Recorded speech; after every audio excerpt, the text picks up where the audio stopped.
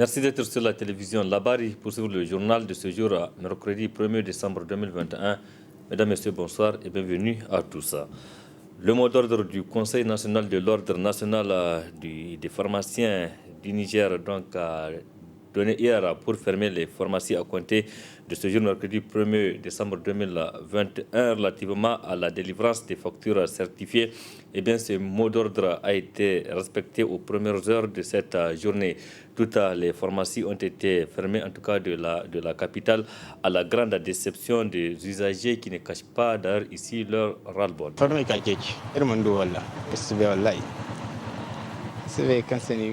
Je viens acheter des produits. Malheureusement, c'est fermé.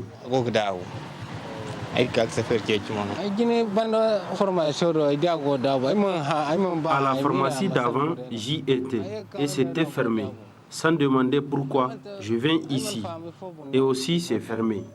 Je ne comprends pas vraiment qu'est-ce qui se passe. Et si toutes les pharmacies de la ville se ferment, alors il y a un sérieux problème, car les gens ne peuvent pas vivre.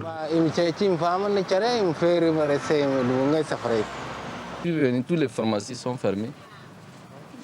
Est-ce que c'est voilà grand problème, puisque depuis hier, il y a ma fille qui m'a...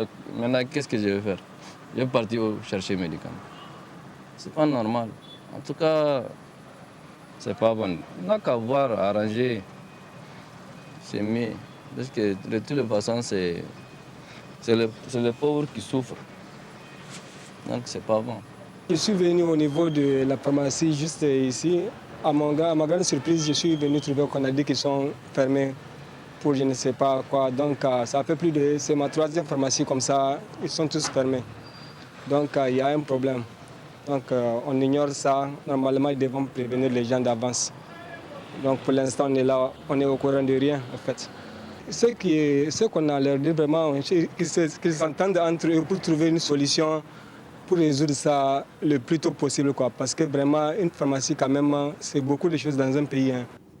C'était là donc les réactions de quelques citoyens de la capitale.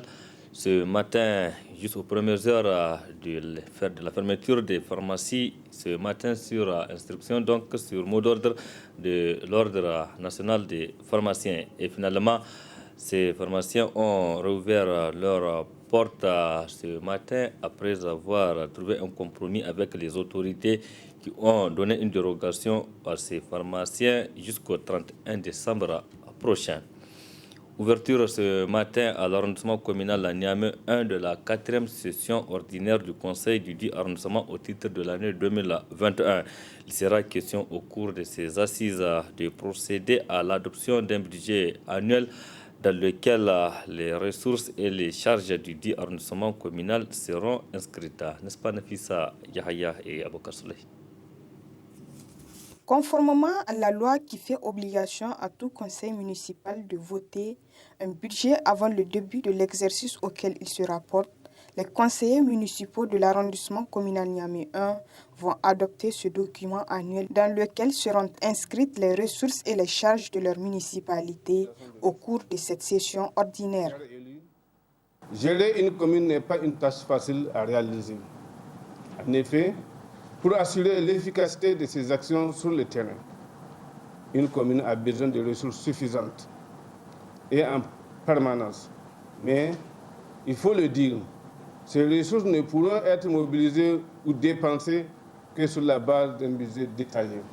Il va sans dire que le budget est un document d'une importance vitale pour toute collectivité locale, car c'est le budget qui doit guider nos opérations pour la nouvelle année et c'est aussi le budget qui permet de savoir que les ressources locales sont dépensées de façon efficace. En somme, le budget doit être considéré comme le tableau de bord pour les responsables municipaux.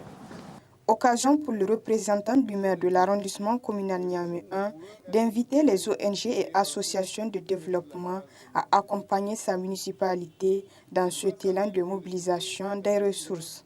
Qu'il me soit permis de mettre à profit cette belle occasion qui m'est offerte pour inviter les ONG et associations de développement à accompagner notre élan et nos efforts de mobilisation de ressources, en cultivant et en entretenant l'esprit de civisme au sein de la population. Sur la question de l'incivisme fiscal, nous allons continuer à faire de la pédagogie pour obtenir du contribuable qu'il s'acquitte de l'impôt et taxes qui lui sont dues.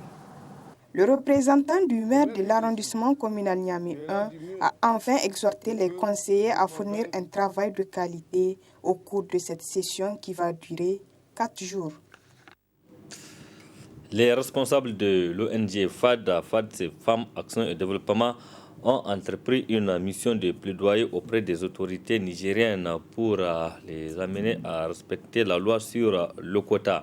Cette activité est organisée grâce à l'appui financier du Programme des Nations Unies pour le développement PNUD. Au terme de la mission, la coordinatrice de l'ONG FAD a fait le point face à la presse. C'était ce mercredi matin. Le résumé avec Nafisa Zakou et Halidou Bourema. Cette sortie médiatique de la coordinatrice de l'ONG Femmes, Action et Développement FAD vise à faire la synthèse de la mission de plaidoyer auprès des ministres et autres décideurs pour le respect du quota au niveau des postes nominatifs par les partis politiques. Initiée par l'ONG FAD avec l'appui financier du PNUD, la présente mission rentre dans le cadre du projet Mobilisation et participation inclusive et accrue des femmes et des jeunes filles dans les instances de prise de décision. À ce titre, nous avons procédé par la préparation d'un argumentaire qui fut réalisé grâce aux informations que nous avons recueillies au niveau de l'Observatoire national JAR. Et les données sont relatives aux nominations faites de l'avènement du premier gouvernement du régime en place au mois de septembre 2021. Il ressort de cette collecte de données que les femmes représentent à peine 19% des nominations, et ce de façon disproportionnée, car certains ministères enregistrent 0 représentation féminine sur une dizaine, voire vingtaine de nominations. Et une fois l'argumentaire au point, nous avons mis en place un comité de plaidoyer. Ce comité de plaidoyer est composé de 8 personnes, à savoir 2 personnes de l'ONG FAD et 3 personnes du comité des femmes mentors en politique et 2 personnes issues du groupement Mata Masoudoubara, MMD de Niamey. Donc, à ce titre, nous avons rencontré au total 11 parties prenantes. 4 commissions de l'Assemblée nationale et un réseau des femmes parlementaires. 4 leaders des partis politiques, le député maire de la ville de Niamey, la coordinatrice du système des Nations Unies et le président de la République du Niger. Ainsi, des doléances ont été faites par le comité de plaidoyer à l'endroit des personnes rencontrées. Les hauts dirigeants de l'État. La nomination de plus de femmes dans le gouvernement et l'exigence du respect du quota par les leaders politiques dans la transmission de leur liste des personnes à nommer au gouvernement. Aux parlementaires, le lobby au sein des partis politiques respectifs pour la promotion des femmes à des postes décisionnels, notamment à travers le quota et la révision de la loi sur le quota pour y intégrer des sanctions en cas de non-respect. Aux leaders politiques, plus d'engagement pour veiller au respect du quota dans la transmission des listes nominatives et accorder davantage de responsabilités aux femmes selon leurs compétences, également veiller au respect des conventions signées avec l'ONG FAD. Enfin, il ressort de la synthèse des rencontres de plaidoyer les conclusions suivantes, dont entre autres les commissions et le réseau des femmes parlementaires. À ce niveau, au moins 75% des députés rencontrés à travers les différentes commissions et réseaux ont fait la promesse de soutenir des actions de FAD, notamment celle de la mise en place d'un filtre au niveau des postes nominatifs. Les 4 leaders politiques rencontrés, que sont ceux de PNDS Taraya, MNSD Nassara, Zamalaya et RDP Jama, ont réaffirmé leur position pour l'émergence de la femme et se sont engagés à leur accorder plus de responsabilités, notamment au niveau des postes nominatifs, vu qu'au niveau des postes électifs, c'est déjà un acquis. Le président de la République, son Excellence M. Bazoum Mohamed,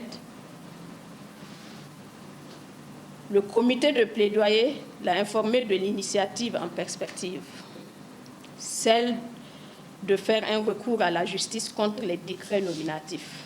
Mais il a demandé de surseoir à cela en attendant de prendre des mesures correctives. À noter que cette mission de plaidoyer a été une occasion pour l'ONG FAD d'échanger avec le président de la République, Mohamed Bazoum, sur l'éducation de la jeune fille et la participation politique des femmes.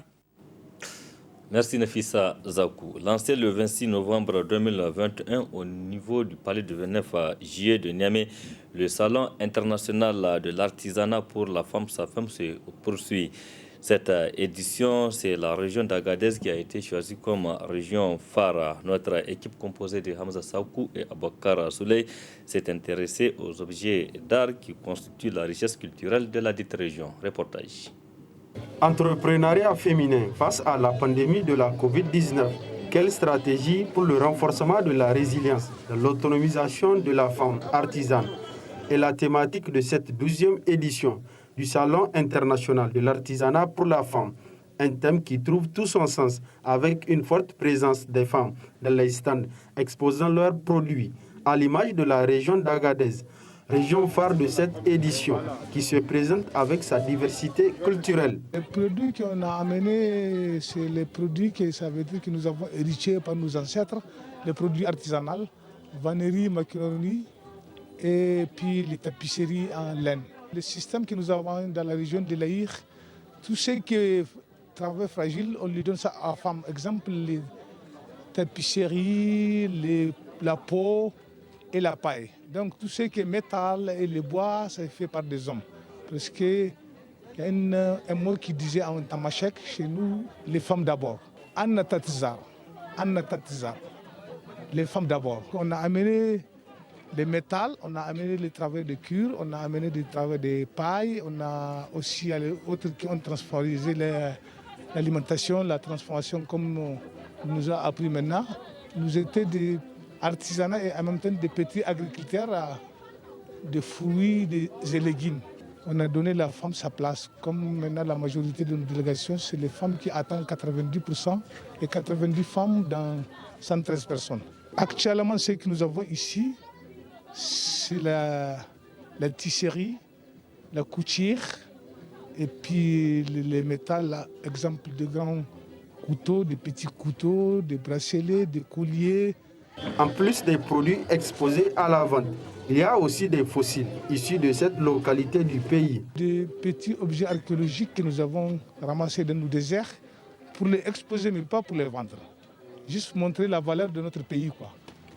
On a amené quelques objets ici qui sont les points de flèches, des haches et des haches à gorge et des fossiles même qui étaient fossiles. C'était des animaux qui étaient fossilisés dans le désert, mais pour montrer aux Nigériens la valeur de notre pays et plus particulièrement notre région. C'est ce qu'on a exposé ici. Ces artisans, venus de tous les coins du pays et au-delà, demandent aux autorités nigériennes de les donner plus de coups de main afin qu'ils puissent contribuer à la valorisation des produits locaux. Merci Hamza Sakou. La 8e édition de la Journée nationale de la liberté de la presse a été célébrée hier, mardi 30 novembre 2021 au Niger. À l'occasion, l'ambassade des États-Unis au Niger a organisé une conférence publique au Centre culturel franco-nigérien, donc franco-américain CCA. Elle a porté sur le thème la désinformation et lutte contre les fake news. Cette conférence publique est destinée aux étudiants de l'Institut de formation technique de l'information et de la communication IFTIC et ceux de l'Université Abdou Moumouni de Niamey. Cette conférence a été suivie et résumée par Ismaël Moumouni et Nasser Sedou. Près de 2 milliards de fake news sont diffusés par jour au monde selon une étude. Ce bombardement d'informations pas toutes véridiques sur les nouvelles plateformes médiatiques a conduit l'ambassade des États-Unis à organiser cette conférence sur la désinformation et la lutte contre les fake news, et cela à l'occasion de la journée de la presse nigérienne. La presse joue un rôle important dans l'accès des citoyens à l'information en promouvant la transparence et en dénonçant la corruption afin d'encourager les enquêtes et les poursuites formelles. Les États-Unis sont très attachés à ce droit fondamental d'une presse libre.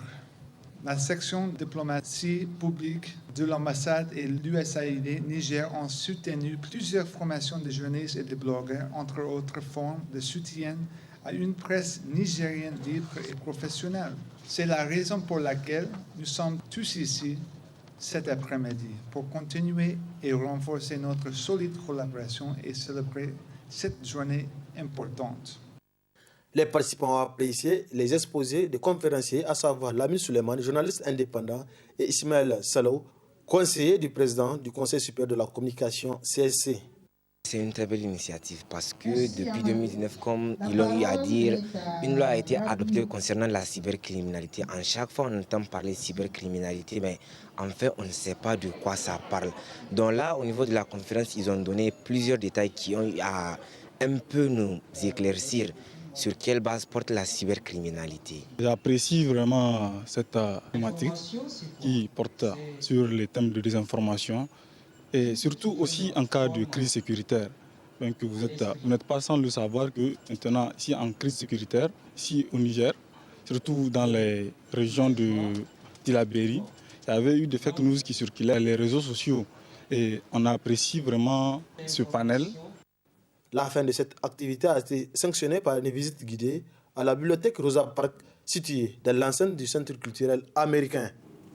C'était là donc le résumé de la conférence publique organisée hier par l'ambassade des États-Unis d'Amérique au Niger à l'occasion de la Journée nationale de la liberté de la presse, une conférence organisée au Centre culturel américain CCA de Niamey. Parlons toujours de cette journée où l'occasion a été saisie par nos confrères du studio Kalangou pour donner la parole à Al-Kayour Hamadou. Il est responsable de la radio communautaire de Kyoto. Il explique quelques difficultés liées au fonctionnement de sa radio. On l'écoute. Radio communautaire au Kango Irsenio.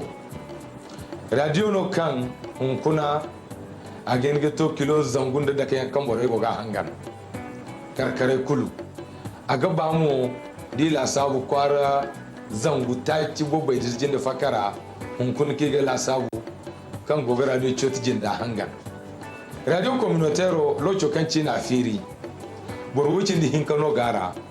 Kan yankoy ginga bere cici doso imon ko kala altel doso iti handu fono dini igoga bere cici sanda kan go radio communautaire c'est sabuse bore kan gara ikulu idira fo gicinde hun kun alhamdulillah borguno go radiara borgu igane ge chef de station fo igane directeur de programme fo igane technicien fo igane animateur hinka mais za chef de station za directeur de programme za technicien kurma animateur andai no radio an kuna sande bero kan go bora igagiti har hun kuna radio communautaire sin da banandi asin da kulim ne handuno bu igi filano ya cine in kanta kan gono radio communautaire har hun kuna fungo kan gomti gaka presse radio communautaire basara isino ira haikulu sandai bambata no kan borai go gaji fondo di mora borai kan yango jine yanga kan yanga hagoida radio communautaire imate fondo radio communautaire se kan gana ingai mu dogana fanda norodin kan gomti gaka presse maga kan gana radio communautaire ingai mu imudu ingai woni zade automatique go barada ifuno radio communautaire go goida partenaire in radio communautaire go da un kun partenaire hin kano irga sambu kan radio communautaire se warwa ne ne chota radio communautaire irganda studio kalangu kan radio communautaire ga cine fonde ku do are kambo hin kanta santé di samu de respect ingemo igo satera kan yango ga radio communautaire ga cine gungumo.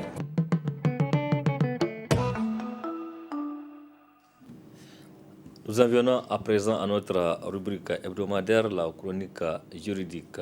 Cette semaine, nous nous sommes intéressés au thème tentative punissable au regard du code pénal. C'est un thème développé par Maître Ahmed Maman, il est avocat à la Cour. Très bonne réception, excellente nuit à toutes et à tous. Au revoir.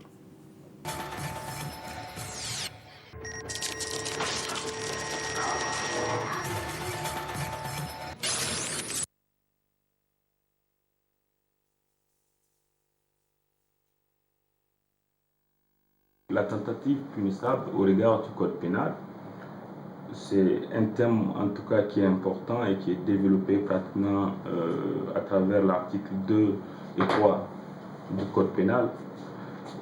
Il faut entendre d'abord par tentative en matière de droit pénal, c'est tout agissement en tout cas qui concourt à la commission d'une infraction et dont il n'a manqué son effet qu'à travers ou que par la suite des circonstances indépendantes de la volonté de l'auteur.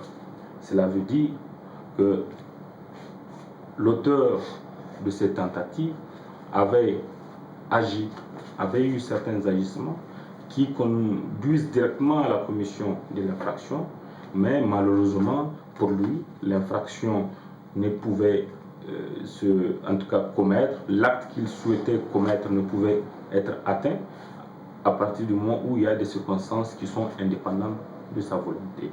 Et dans ce cas de figure, on parle de tentative qui est punie par la loi. Il faut peut-être rappeler que la tentative, du point de vue de notre code pénal, en matière criminelle, c'est qu'elle est d'office punissable. On n'a pas besoin d'un texte spécial pour la répréhension de la tentative en matière criminelle. Parce que le code dit clairement qu'en matière criminelle, elle est punissable. Maintenant, s'agissant de la tentative en matière délictuelle pour les délits, là, le code pénal a apporté une précision en disant clairement que la tentative en matière délictuelle doit être prévue par un texte spécial. Pour chaque infraction, il faut qu'on dise que sa tentative est punissable. C'est dans ces conditions qu'on peut toutefois réprimer la tentative délictuelle. Maintenant, en dehors de ces deux cas, peut-être c'est d'aborder la question sur les contraventions. En tout cas, la loi n'a pas prévu de tentative en matière contraventionnelle, ce qui fait que la contravention est exclue du champ d'application de tentative punissable. Donc, la tentative, il faut le dire, la tentative punissable doit regrouper deux conditions pour qu'elle puisse être caractérisée ou constituée. C'est notamment ce que je disais tout à l'heure, un commencement d'exécution, l'absence de désistement volontaire. Il faut qu'il y ait ces deux conditions pour qu'on puisse parler de la tentative qui est punissable. Qu'il y ait un commencement, en tout cas qui concourt vers la commission de l'infraction, et que de l'autre côté, que le désistement de l'auteur de l'infraction soit involontaire. C'est en ce moment qu'on peut parler de tentative punissable. Dans cette foulée, il faut peut-être aussi parler de la théorie des actes préparatoires. Parce qu'on peut être dans une situation où, concrètement, on n'est pas dans la phase du commencement d'exécution, mais nous sommes dans les actes préparatoires. Les actes préparatoires, en tout cas, ne sont pas punissables du point de vue de la loi. Je vais vous donner un exemple. Le fait de se rendre au marché, payer un couteau, ayant déjà en tête un projet d'assassinat, le fait d'aller payer ce couteau au marché et de revenir à la maison en attendant l'exécution de ce marché et de l'exécution de cette infraction ne fait pas, en tout cas, ne constitue pas un commencement d'exécution qui pouvait être réprimé. Non, il s'agit d'un acte préparatoire qui n'est pas punissable. Si c'est à partir de l'achat de ce couteau que vous êtes arrêté, on ne peut pas considérer que vous êtes en faute ou bien qu'il y ait tentative. Non, il va falloir que vous soyez dans le commencement d'exécution. Par exemple, après l'achat de ce couteau, que vous preniez ce couteau et que vous vous dirigez directement vers votre cible, là vous êtes dans la phase du commencement d'exécution qui lui plutôt le commencement d'exécution est réprimé, sauf s'il y a un désistement volontaire. Par exemple, vous pouvez avoir l'idée d'aller voler dans une boutique, vous venez, vous trouvez même un cadenas à cette boutique, vous commencez à cambrioler cette boutique et au fond de vous, vous dites, bon, ce n'est pas bien ce que je fais, je me rétracte. À partir du moment où vous vous retirez, là on parle de désistement volontaire, la tentative n'est pas constituée, on ne peut plus être dans cette situation où on peut être condamné. Mais quand c'est le bruit d'une personne qui passait, qui vous a fait, en tout cas rétracter, qui vous a amené à abandonner votre projet, c'est que là ce n'est plus un désistement volontaire, mais c'est un désistement involontaire. Cela veut dire que la tentative à ce niveau, elle est constituée et elle est réprimée par la loi. Donc, en dehors de cette théorie des actes préparatoires, il faut peut-être aussi aborder la question de la répression. La répression de la tentative de crime ou de délit est en réalité punie de la même peine que celle qui est prévue pour les auteurs principaux. Donc la peine qui est prévue pour l'auteur principal d'une infraction est la même qui est prévue pour celui qui tente de commettre cette infraction. C'est ce que le code pénal en tout cas a prévu, notamment en matière de tentative. Donc en dehors de la répression, il faut peut-être évoquer aussi certaines théories, notamment la théorie d'infraction impossible et celle d'infraction manquée. L'infraction impossible est aussi réprimée. Les gens vont se demander c'est quoi une infraction impossible et pourquoi encore une infraction impossible serait-elle réprimée. L'infraction impossible, l'exemple parfait, c'est de tirer sur un cadavre, mais en pensant que c'était une personne qui était en vie. Vous avez le projet de tuer cette personne, vous venez vous tirer sur ce cadavre, pensant que c'était une personne qui était en vie. C'est évidemment une infraction impossible parce qu'on ne peut pas tuer un cadavre, on ne peut pas tuer un mort. Quelqu'un qui est déjà mort, on ne peut pas le tuer. Donc, même dans ce cas de figure, la loi dit clairement que l'infraction impossible, parce que c'est indépendant de votre volonté, vous ne savez pas que cette personne était morte, donc l'infraction est réprimée. En dehors de cette infraction impossible qui est réprimée, il y a aussi l'infraction manquée. Vous pouvez venir, en tout cas, être dans une situation où vous tirez sur une personne, mais par le concours des circonstances, cette personne esquive votre balle. Là, vous avez déjà tiré. Nous sommes déjà dans le commencement, on est même très loin dans le commencement d'exécution parce que vous avez déjà tiré votre arme. Mais malheureusement pour vous, vous ne pouvez pas atteindre cette personne parce qu'elle avait esquivé ou il y a une circonstance qui a fait en sorte que vous ne l'avez pas atteint. Donc, même dans ces circonstances d'une infraction manquée, et la tentative est constituée et elle est réprimée du point de vue de la loi.